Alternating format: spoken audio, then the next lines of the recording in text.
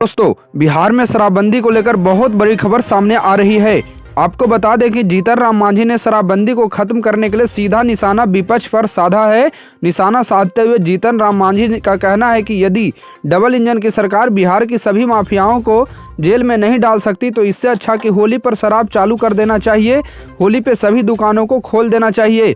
खबरों की माने तो विपक्ष ने मुख्यमंत्री श्री नीतीश कुमार पर निशाना साधते हुए कहा, बिहार में शराब भगवान की तरह है, जो तो होता तो सभी जगह पर दिखाई कहीं नहीं देता। बिहार में दिन दिन दहाड़े जो है कि शराब की तस्करी की जा रही है।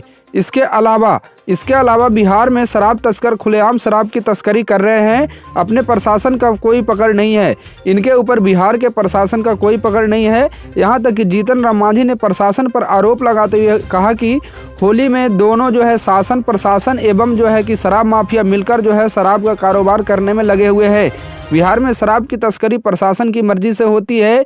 यहाँ तक कि उन्होंने जो है कि आरोप लगाया कि बिहार का प्रशासन जो है काम तो करती है, पकड़ती तो है, पर कुछ न कुछ लोग जो है इनमें ऐसे लोग हैं जो कि उनसे जो है कि मिली भगत है। न्यूज़ 9 के मुताबिक जीतन राम मांझी का कहना है कि नीतीश कुमार लोगों को पागल बना रहे हैं। कागजों पर तो बिहार में पूर्ण शराबबंदी है, लेकिन हकीकत कुछ और है। बिहार में इस वक्त गली गली जहरीली शराबें बेची जा रही है, जिसे पीकर आए दिन लोगों की मौतें होते रहती है। इस मामले पर आपका क्या राय है? जीतन राम मांझी पर आपका क्या राय है? अपनी राय जरूर बताएं। जय हिंद, वंदे मातरम।